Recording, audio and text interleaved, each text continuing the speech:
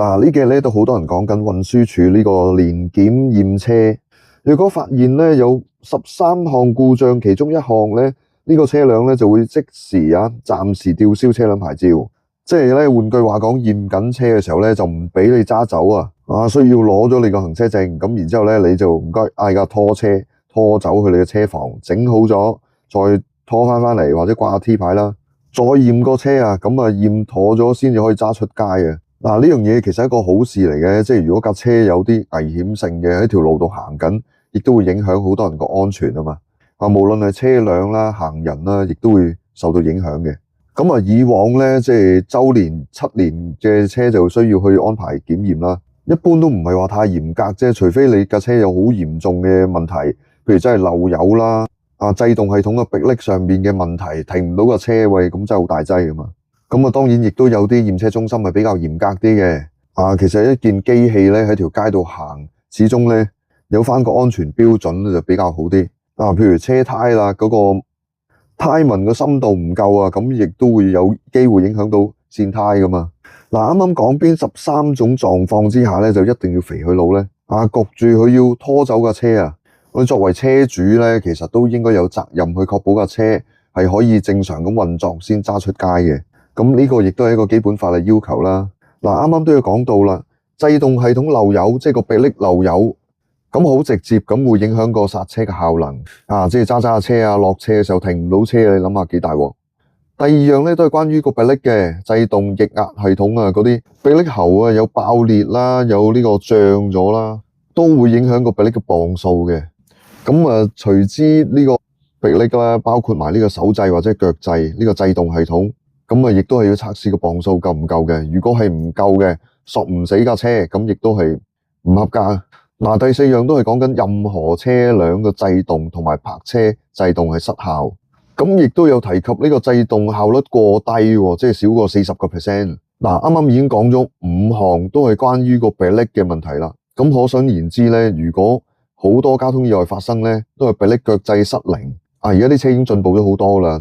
以往咧舊式嘅車其實咧又冇咩通風剎車碟後邊有行鼓嘅，加上埋咧你落車長期踩住迫力咧，基本上都係好易剎車系統失靈嘅，因為佢過熱啊嘛，過熱個迫力喉裏邊啲水氣咧出咗嚟嘅時候咧就踩極都踩唔停噶啦。第6點咧就係嗰個車轆嗰個螺絲鬆咗個絲母啦，超過1粒螺絲，咁正常狀況之下咧呢幾粒螺絲係唔應該鬆嘅。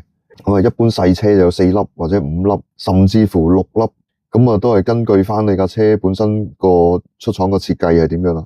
甚至乎去到一啲重型車咧有10幾粒螺絲嘅，咁鬆咗1粒咧，理論上就唔會成條胎甩出嚟嘅。咁但係咧耐咗啦，都會有個共振效應，其他啲絲母啲螺絲又鬆埋嘅時候咧，就唔排除會甩碌噶嘛。咁所以呢個亦係一個保險嘅做法嚟嘅。第7樣啦，轉向系統漏油。同埋嗰個儲油器油量過低呢個係咪軚箱油咧？咁好似而家好多車用電軚就冇咩用軚箱油咯。我哋以前講個風油軚油啦，咁漏油不特止，仲要滴埋喺地下咧，呢個都相當幾嚴重下噶啦，漏得。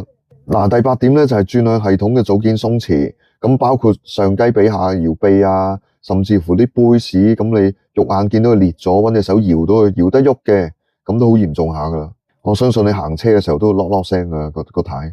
除咗鬆咗啦，有機會去變形㗎喎。有時啲人揸車衝膊衝得多啦，踩氹咁嗰下無情力咧，可能扯一扯個避震，扯一扯個雞髀，都有機會令到個搖臂變形嘅。咁變咗形之後咧，就最大影響就有機會去散胎啦，即係條胎行得唔平均，有一邊咧就蝕埋一邊，行得耐咗咧，有機會見到個布添即係差唔多穿嘅狀況就見到布啦。頭嗰幾項咧都係講緊迫力，跟住之後咧就講轉向系統啦。咁到再落去咧就輪到車胎咯。